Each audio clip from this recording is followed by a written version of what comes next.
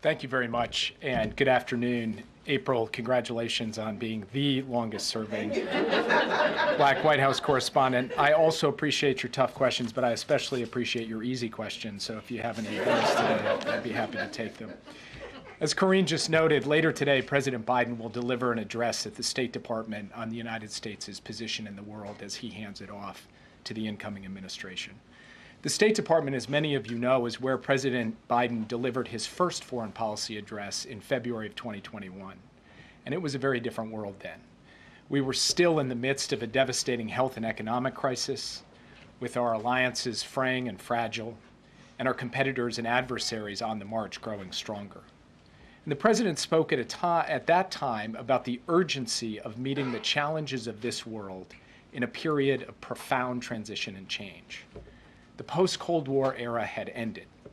The United States was in a contest for what comes next, economically, technologically, and with respect to our values and vision for the world. A time of change and transition like that has brought geopolitical turbulence, technological disruption, the pressures of an energy transition, and more. We've had a lot thrown at us. But as we pass the baton to our successor, the President will report with confidence that America is winning that contest for the future. If you look around the world today and you ask the question, which country is the most dynamic and innovative, the most attractive to partners and friends, the most capable of marshaling solutions to the big challenges we face, who's leading the world in technology, who's had the strongest economic recovery? The answer to all of these questions is clear, indisputable, and the same. It's the United States of America. So in his address this afternoon, you'll hear the President lay this out. And basically, it boils down to a series of simple questions. Are our alliances stronger? Yes.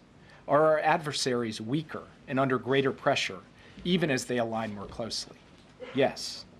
Did we improve our strategic position in the long-term competition with China?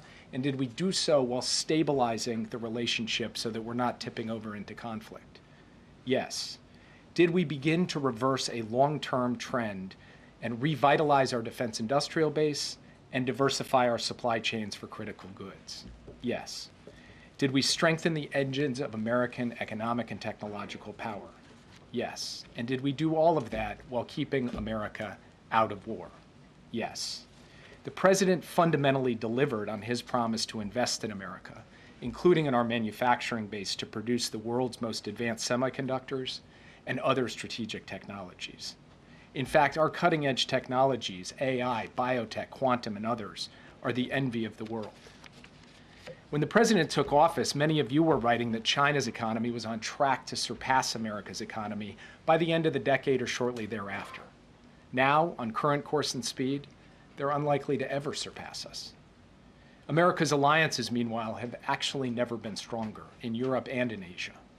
NATO is bigger, more unified, and our allies are stepping up to pay their fair share. Our Asian alliances are more robust and now more tightly linked than at any point in history. Russia tried to conquer Ukraine, to wipe it off the map. But thanks to Ukrainian bravery and our support, Russian forces are bogged down in Ukraine at enormous cost with over 700,000 casualties in the war. And Ukraine stands free, Kyiv stands free, and Ukraine will emerge from this war a strong, sovereign, independent nation rooted in the West. This has been made possible by the unity of the alliance that President Biden built and rallied, and a massive effort led by the United States on a scale not seen since the Second World War to equip a partner with the military capability it needed to defend itself against a brutal invasion by a much bigger neighbor. Even as we competed fiercely with China, the President actually opened and deepened diplomatic channels with Beijing, including new military-to-military channels that help us manage this competition and prevent it from veering into confrontation or conflict. In the Middle East, we've stood in defense of our friends and we've stood up to our enemies. We built and acted alongside an unprecedented coalition to directly defend Israel in the face of Iranian aggression. Iran is now at the weakest point since 1979. There is a ceasefire in Lebanon and the possibility of a new political future with a new president.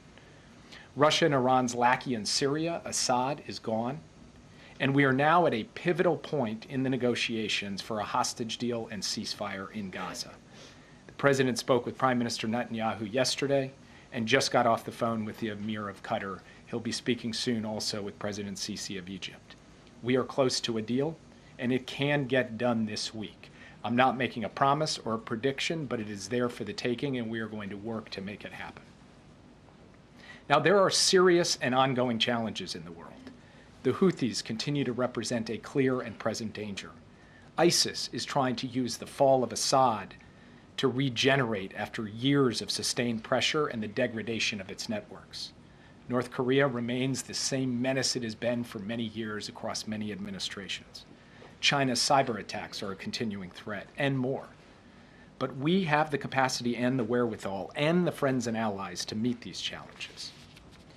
Finally, there are also important initiatives that the next team should carry forward, in our view, that have a strong bipartisan foundation in order to cement America's position of strength in the world and our current lead in key areas.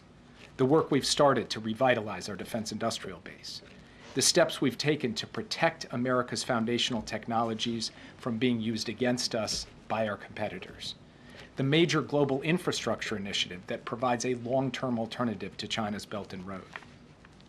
Suffice it to say, it's been an action-packed 4 years. But if you take stock of where America stands today, I believe deeply that the incoming administration is starting with a very strong hand. So as we pass the baton, we are doing so thanks to the leadership of President Biden and his team, from a position of profound American confidence and capacity. And when you look around the world, there is no other country that has what we have to bring to both the competition we face and the challenges we need to marshal the world to help solve. And with that, I'd be happy to take your questions. Yeah. Thanks for doing this, Jake. With regard to the hostages in Gaza, what is it that you've been able to make progress on that makes you feel more confident? And what is it that you still need to figure out how to address to get that deal finalized this week? Well, to answer that question, let me just take a step back. President Biden laid out a framework for a ceasefire and hostage deal last June. That framework was endorsed by the UN Security Council and remains the operative framework for a ceasefire and hostage deal in Gaza. It is the deal that the parties right now are working off of to try to close. So that broad framework includes the phases, it includes prisoner exchange for hostages, it includes a surge of humanitarian assistance once the guns go quiet, which we will be able to move trucks much more rapidly. Since June, we've had multiple efforts to close the deal. We've come close and haven't been able to get across the line. There have been some details, particularly around the formulas with respect to prisoner releases, formulas around the exact disposition of Israeli forces, and other things along those lines. Those details we have been hammering away at week after week, month after month. And now, in the last period, just over the course of the last several weeks, we have accelerated that effort to try to bring this to a close. I was in Israel in December, and then I was in Qatar and Egypt, and I met with the leaders of all three countries basically to try to help put this on a track to get it across the line. President Biden sent Brett McGurk out to Qatar more than a week ago. He has been camped out in Doha, day in, day out, 24 hours a day, working to tighten up these details and try to get this done. We have also coordinated very closely with the incoming administration to present a united message to all the parties, which says it is in the American national security interest, regardless of party, regardless of outgoing or incoming administration, to get this deal done as fast as possible. And now we think those details are on the brink of being fully hammered out, and the parties are right on the cusp of being able to close this deal. Whether or not we go from where we are now to actually closing it, the hours and days ahead will tell. But I believe it is there for the taking, and we're going to do everything we can to push it to get it across the line. Yeah. Thanks, Jake. Historians one day will write the history of the Biden foreign policy and probably end up summarizing it in 2 to 3 sentences. How would you write those 2 to 3 sentences? I would say that we made our alliances stronger, we made our enemies weaker, we made America's sources of strength stronger, and we did all of that while keeping America out of war. And I didn't hear you mention Afghanistan in your opening at all. How is that going to be addressed in the speech? How would he explain or defend it at this point? He will address Afghanistan in the speech, and it was, in a sense, referenced because I said we kept America out of war. In fact, President Biden ended America's longest war after 20 years. It had been passed from president to president, sending American men and women to fight and die in a foreign land year after year after year. President Biden was not going to hand that off, and he believes that history will judge his decision to end that war as being the right decision for the United States, that America is better off today, that we are not entering now our 25th year of war, of Americans fighting and dying, of billions and billions of dollars spent in Afghanistan. And what we have been able to do instead is refocus that effort and energy and attention on the challenges of the future. Now, when you end a war after 20 years, with all of the decisions that have piled up over that time, there are going to be challenges and difficulties, and there were challenges and difficulties in the period of the drawdown. But people predicted once we left Afghanistan, it would harm our alliances. Our alliances are at historic highs. They predicted that we would have a safe haven in Afghanistan for plotting terrorist attacks against the American homeland. Terrorism remains a very real concern, but President Biden pointed out before he pulled out that it's a more diffuse and metastasized threat, including the kind of homegrown violent extremism that we saw on display in New Orleans in January. In fact, over the course of these 4 years, we have seen President Biden, that was the first terrorist attack that has happened on American soil. It was not connected to Afghanistan as far as we know. It was connected to inspiration from ISIS. And so President Biden believes that the decision he took has left America in a profoundly stronger position, and he will explain in his speech today why he thinks that's the case. Yeah. Can you talk at all about this unified U.S. approach between your administration and the incoming? And 40 plus years ago, when President Reagan took over, there was this perception that there had been an intention to deny President Carter the announcement of the U.S. hostages. These are different times, different circumstances, but were there lessons from that or a different approach to try to avoid that kind of a repeat? What is the unity? So I don't think that that was primarily the thing on President Biden's mind when he directed us to start working intensively with the incoming administration. What was on his mind is we're in this period of change and transition, and we can't have anything miss between the cup and the lip in the handoff between our administration and the incoming administration. So he told us, he told me, sit down with your successor as soon as you possibly can and start working through and mapping out what they need to know and how we can work together in this period of transition to put ourselves in the best position possible. And in fact, we've seen in the context of the Middle East that we have coordinated on common messaging around the ceasefire in Lebanon. And we are coordinated, very closely coordinated, including with Steve Witkoff and Brett McGurk, around trying to bring this hostage deal to a close. And it's because there is a spirit being brought to this work which says these are not partisan issues. These are American national security issues. And it's the kind of spirit that President Biden has brought to this job from the very beginning, that set the politics aside, do what's right for the country, and have our team work with the incoming team in that regard. And I have to say, our coordination thus far, the engagement we've had, it's been professional, it's been deep and substantive. And yes, we disagree on a lot of things. And I'm sure that in the months ahead, I'll have my share of criticisms, just as Mike Waltz has had his share of criticisms of me. And this is not about us seeing everything exactly the same way or coming at things from the same perspective. But it is about a shared view that a time of transition is a time of risk, and that it is critical that we close ranks as Americans to say, no one can take advantage of us, but we will try to take advantage of every opportunity available to us in this critical period.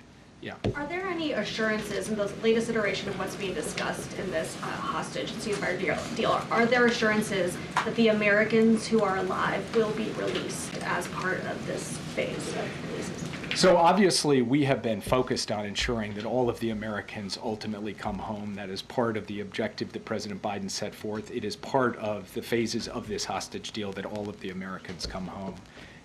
Now, what they are working through and hammering out are the details of the precise sequencing of people coming out over the course of the weeks and months of this deal. That's getting hammered out as one of the final details, but a paramount priority for President Biden, as for the incoming team, is ensuring that we ultimately get all of the Americans reunited with the families, and the remains of those Americans who have tragically passed away are also brought home so that they can get the proper burial that they deserve. So would Yeah. they be in the first phase? So, like I said, the details of how exactly this is going to play out are being hammered out in the end game, and I can't report to you exactly how it will play with each of the Americans. Yeah. Jake, thanks for being here.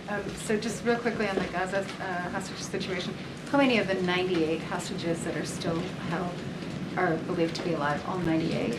I have to refer you to the Israelis who have been taking the lead in terms of characterizing their best assessment, which is combined with our best assessment of the answer to that question. We have a good sense, we believe, with respect to the Americans, but in terms of that broader universe, particularly the Israeli hostages, they'd be in the best position to answer your I'm question. sorry, Jake, Yeah. I just wanted to ask you another question that has to do with the timing and the sequencing of some of the things that the administration has been announcing. We've seen oil prices jump as a result of the tightened sanctions.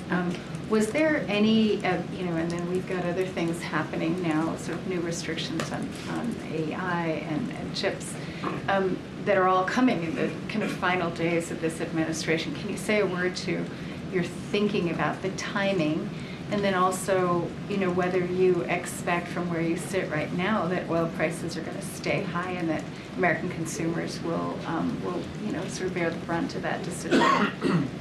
Well, first, remember that when the Ukraine war started in those early months in 2022, oil prices spiked way above $100. The price environment for us to put sanctions on Russia's oil sector at that time would have meant a really significant hit to the American pocketbook and the American consumer. The price environment today is profoundly different. You said spiked. Actually, oil prices today are significantly lower than they have been over an average in the past few years. So actually, we have just a fundamentally different price environment, and that is the reason for why now. Because President Biden was not going to impose sanctions on Russia's oil sector if it meant an undue burden on American working families. He does not believe that the action he took places such an undue burden on them, and he believes, as you project out over the course of 2025 on supply and demand, that the oil market is very well supplied, that oil prices will stabilize in a place that does not impose undue burdens on American consumers, and that on the one hand, we can hit Putin's pocketbook without, on the other hand, taking too big a whack out of the American people's pocketbook. That was not an opportunity available to us 1 year ago. It is now an opportunity available to us, and that is why the president took this decision. The other point that I would make is that the new team is setting up for a negotiation. And in a negotiation, you need leverage. And part of that leverage has to come from the kind of economic pressure that makes Putin see he's going to continue to pay a significant price economically. And so this is also in service of an effective diplomatic outcome that will produce a just and sustainable peace for Ukraine. With respect, did you coordinate that with the incoming team? I'm not going to say we coordinated it, but we informed them of what we intended to do because we were trying to maintain transparency through the transition and share with them the actions that we are taking in advance so that they aren't surprised by any of them. That also goes for the AI diffusion rule. Again, not coordinated, and I don't want to suggest that, but we're transparent with them about the steps in that regard. We have been working on that issue for going on a year now. It is a complicated question because we're trying to strike the right balance between ensuring that the frontier of AI stays in the United States of America and our close allies, while also ensuring that the rest of the world can benefit from AI and get the hardware that they need to power AI applications going forward. So that balance required a huge amount of work and back and forth in many principals meetings, conversations with the president. It ultimately came together towards the end, but we've been telegraphing for some time that this rule was coming, and the key for us was making sure that we had it in place. But we also set up a 120-day comment period so that we're not putting the next administration in a position where they immediately have to start moving out. They can take comments and they can make judgments at that point about what the best way forward is. We think this is, in a bipartisan spirit, the way to best preserve and protect America's lead when it comes to artificial intelligence. Yeah. Thanks. Jake, I have 2 questions. First, can I go back to something Josh asked at the outset, which is why you all believe that this ceasefire deal is sort of near its ending point, near the finish line. Can you offer some additional specificity about what has changed? Because I feel that we have heard you all express a level of optimism many times at various points over these last several months. I have to go back and check the record about my level of optimism, at least in recent months, because in fairness to your question, there has been a little bit of a Lucy in the football quality where we thought we got really close and then it just didn't happen. But I haven't stood at this podium and said anything particularly optimistic about a hostage deal in quite some time, and that's because we haven't been in the position that I think we are in today. Why is that? It's because the gaps have fundamentally narrowed on the key issues.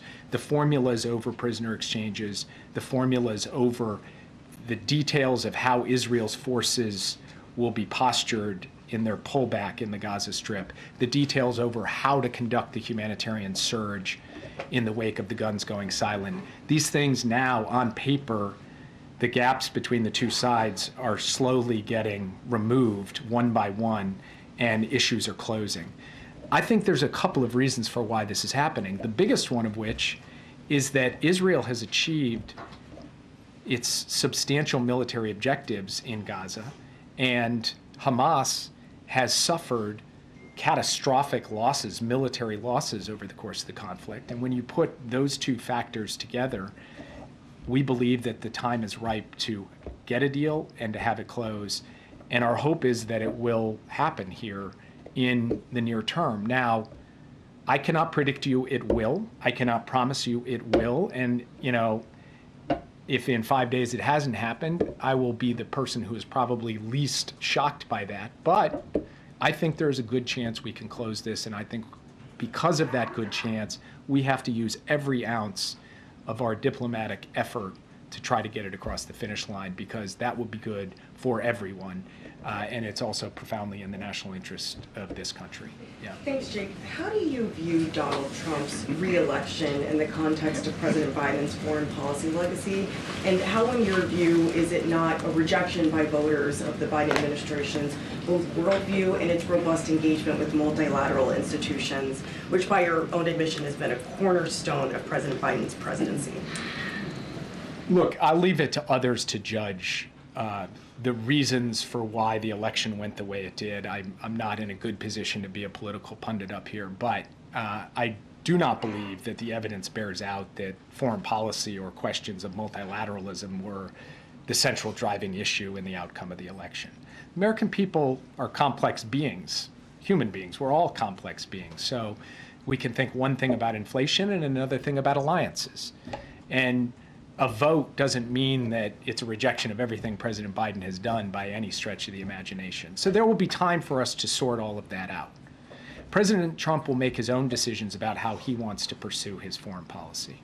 The question for us is, are we putting him in the best possible position where the United States is actually standing with confidence and capacity in the world? And I think if you look at the health of our alliances, you look at the fact that we are not bogged down in war, you look at the state of our competitors and adversaries, and then you look at these fundamental underlying sources of strength. I mean, whether it's in manufacturing or it's in technology or the reversal of the slide in our defense industrial base, these are the things we can give to the incoming team. What they do with that is fundamentally up to them, and then the American people will judge whether they like that or don't like that. We are just going to do the best we can. And then I think when history judges the baton as we pass it off, the hand as we pass it off, I think it will judge that we are leaving things to Trump in terms of America's core strengths better than we found them. Yeah. Jake, as you wrap up your time as National Security Advisor, what do you consider to be the greatest geopolitical threat facing the United States right now?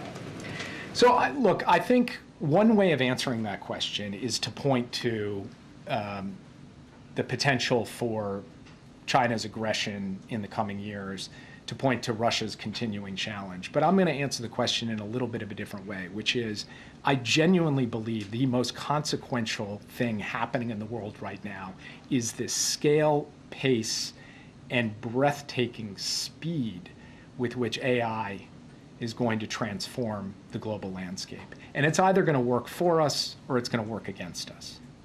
And in order for it to work for us, we have to stay ahead and we have to shape the rules of the road. Biden administration put forward the first international set of standards on artificial intelligence codified by the UN General Assembly. There's more work to be done on that front. The Biden administration has made the investments to ensure we have the lead in AI right now. But if it's China, not the United States, determining the future of AI on the planet, I think the stakes of that are just profound.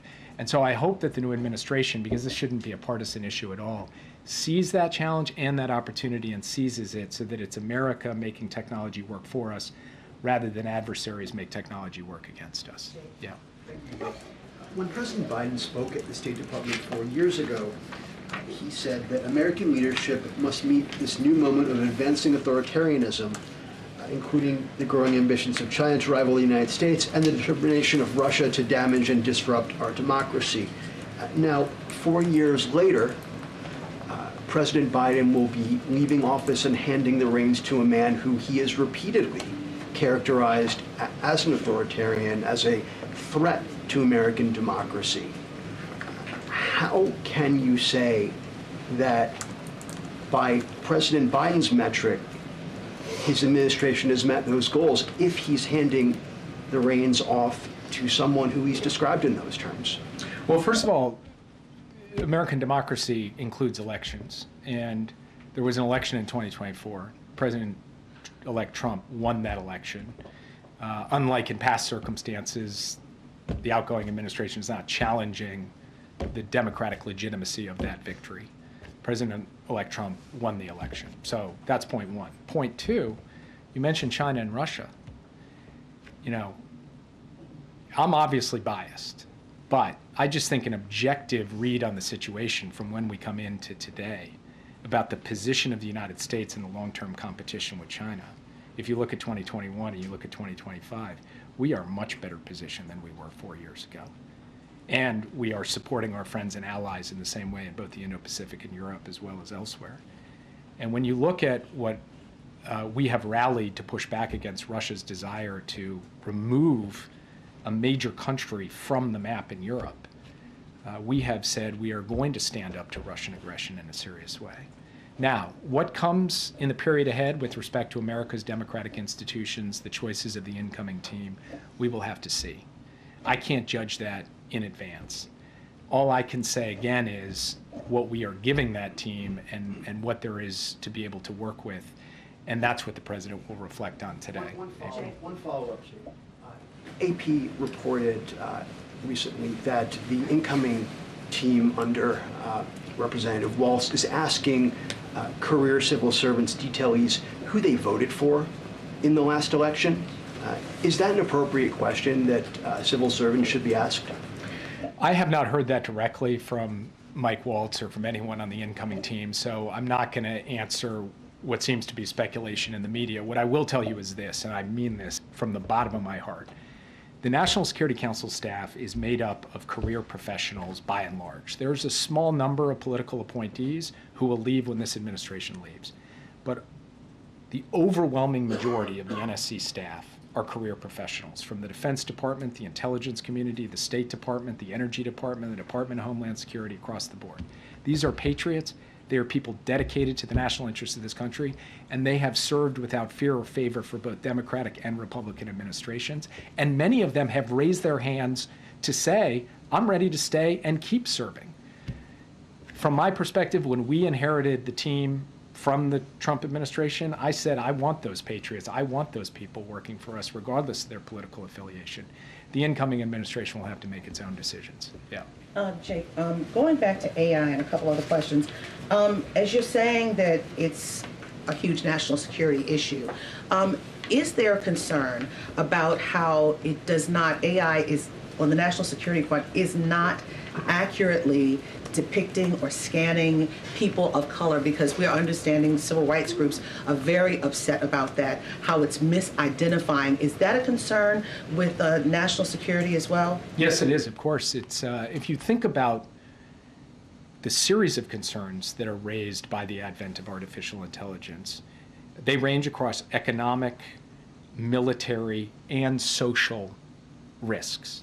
One of those is bias. And there have been a lot of studies to show that bias is a genuine challenge when it comes to artificial intelligence and the ways in which that could undermine social cohesion in the United States and globally has national security and terrorism has national security implications and is something that we have to contend with. It is part of the president's executive order on artificial intelligence alongside a number of these other risks. And also two other questions. One on hate. On the national security front, where do you see hate going in the next couple of months, next couple of years, as we're seeing a change in administrations and a change in attitude? I think hate-fueled violent extremism of multiple stripes is something that when we came into office, we saw as a real challenge. And as we leave office, we've built a lot of tools to try to prevent and disrupt this kind of violence. And going forward, it remains an ongoing threat. And it takes many different forms.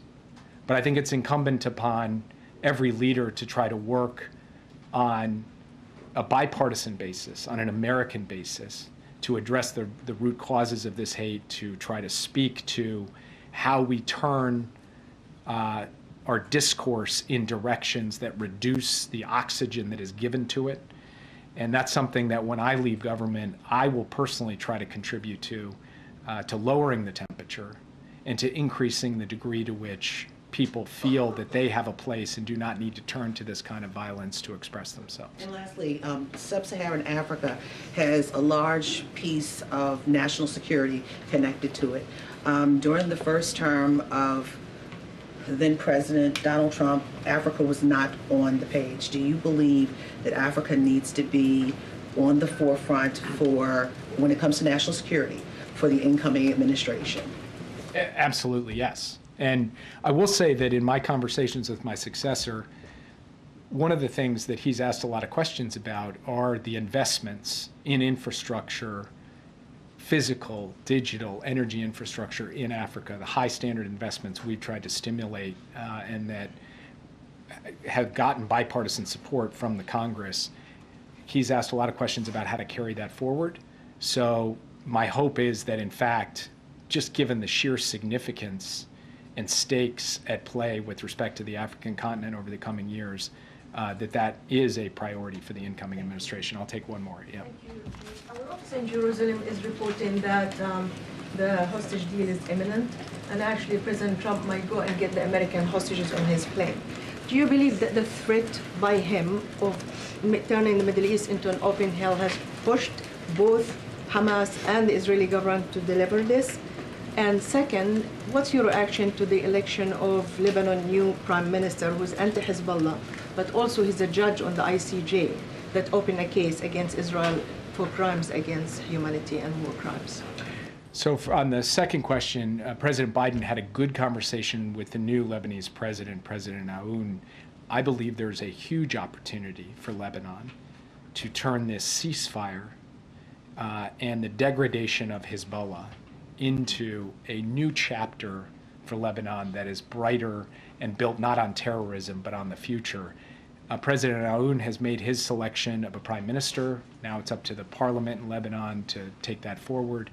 I'm not going to comment here today on the particular selection other than to say that we believe President Aoun can steward a new chapter for Lebanon, and he's making his selections of who will be a good partner for him in that regard.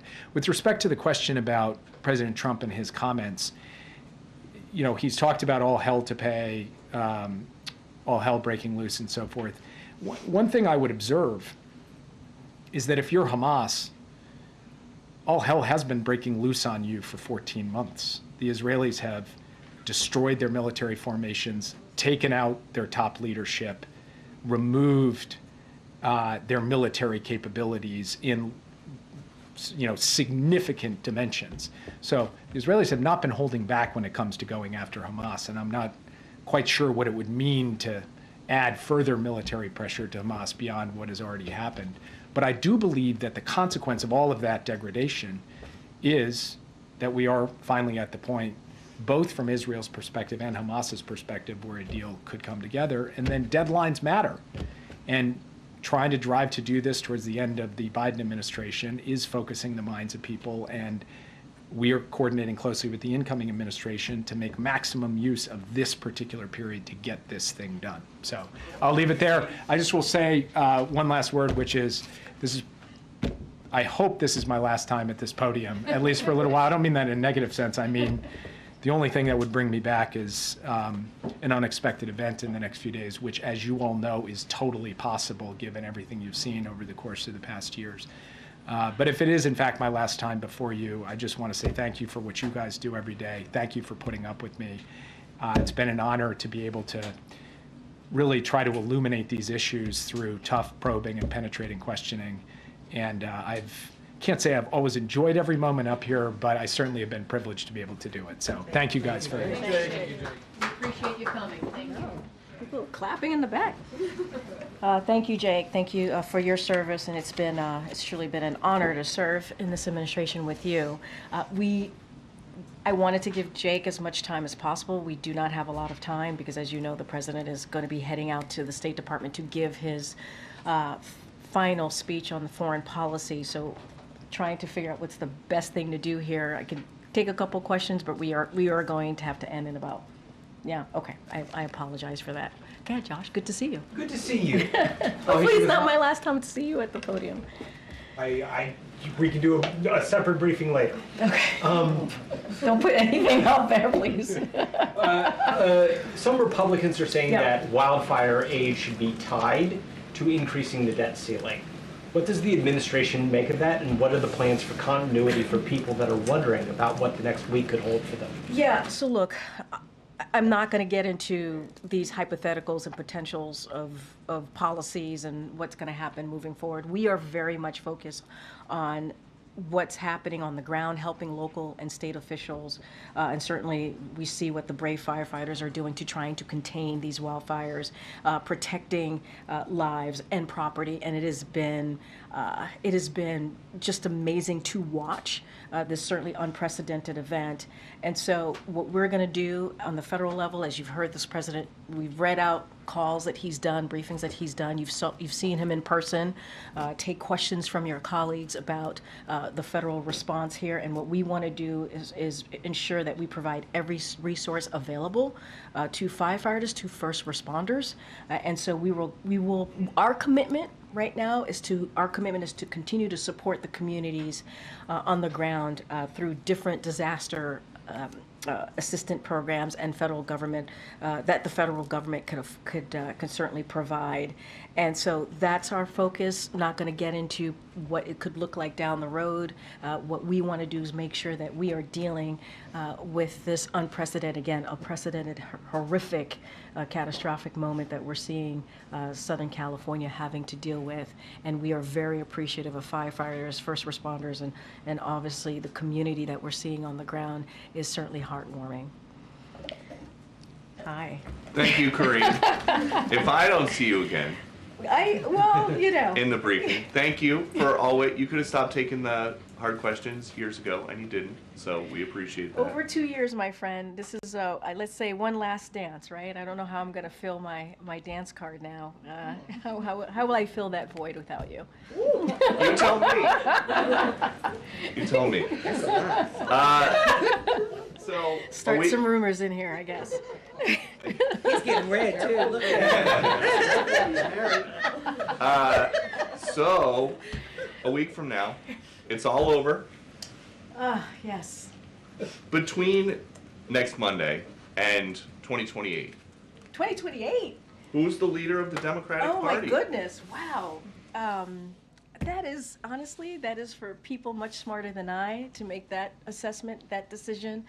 Obviously, voters will decide. That is not something for me to decide. I could say right now, in this moment, in this room, as I'm looking at the clock as it's counting down, because we have to leave shortly, you have the President Joe Biden, who is obviously the president and the leader of the Democratic Party. I do not have I cannot predict the future, so that is not something that I'm going to do from here. So, no leader of the party?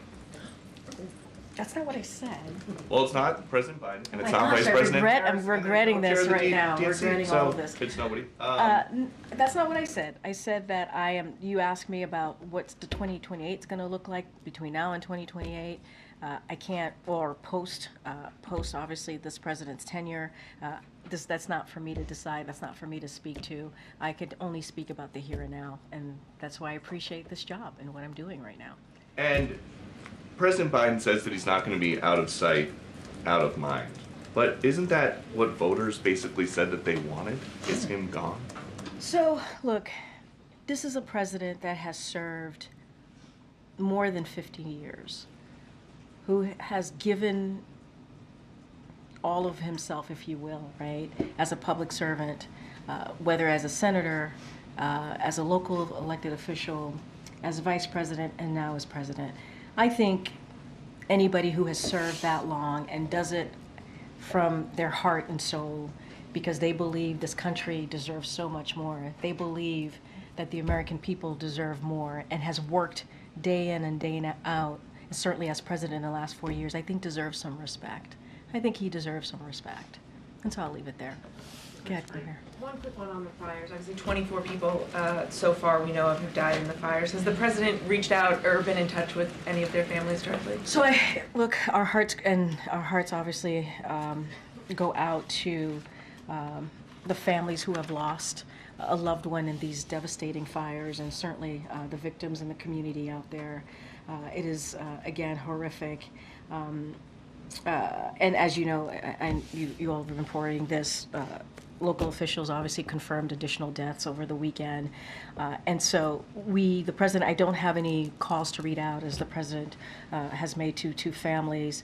Right now, the president's commitment, and you're going to hear him in a couple of hours when he returns from the State Department, where he does a wildfire briefing with his team.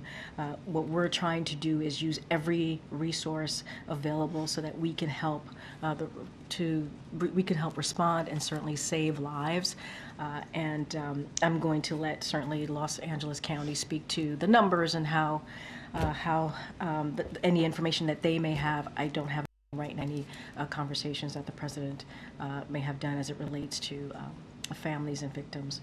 But it is devastating, and we're doing everything that we can to offer up resources on the ground. As you know, we've been talking about this. I know. One more. Go ahead. Thank you, Karine.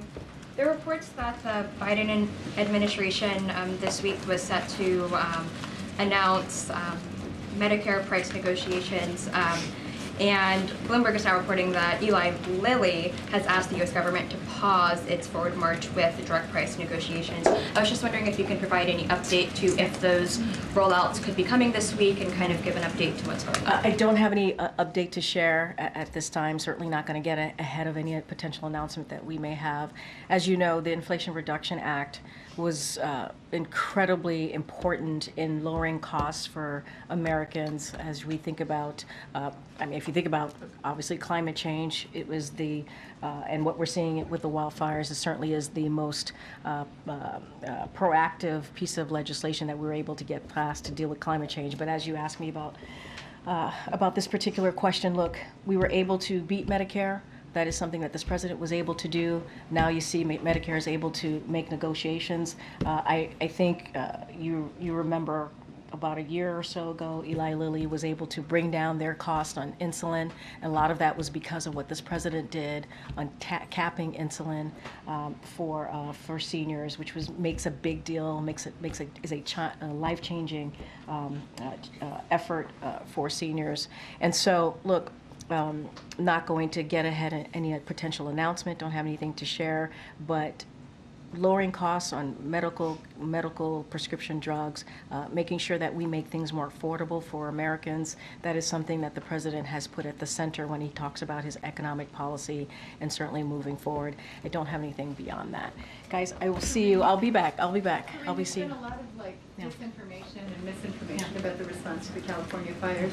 In the case of the hurricanes Helene and Milton, there was some finding that Chinese and other foreign countries were amplifying messages, or do you have any evidence of that? So I don't have any evidence to share with you on that piece, but what I will say about misinformation and disinformation, it is incredibly dangerous, as we all know, as we're trying to provide resources, as we're trying to, folks on the ground, local officials are trying to make sure that they're keeping people safe who are dealing with this wildfires. It gets in the way of that. It puts people's lives in danger. And so certainly we're going to continue to call that out, and it is something that needs to stop. As far as if any entity, countries that are behind that, I can't speak to that at this time, but certainly we need to continue to call out the misinformation, disinformation. It is dangerous. It puts people's lives at risk, and it needs to stop. All right. Thanks, everybody. Thank you. You've got at least one more this week, right? Yeah. I'll be back.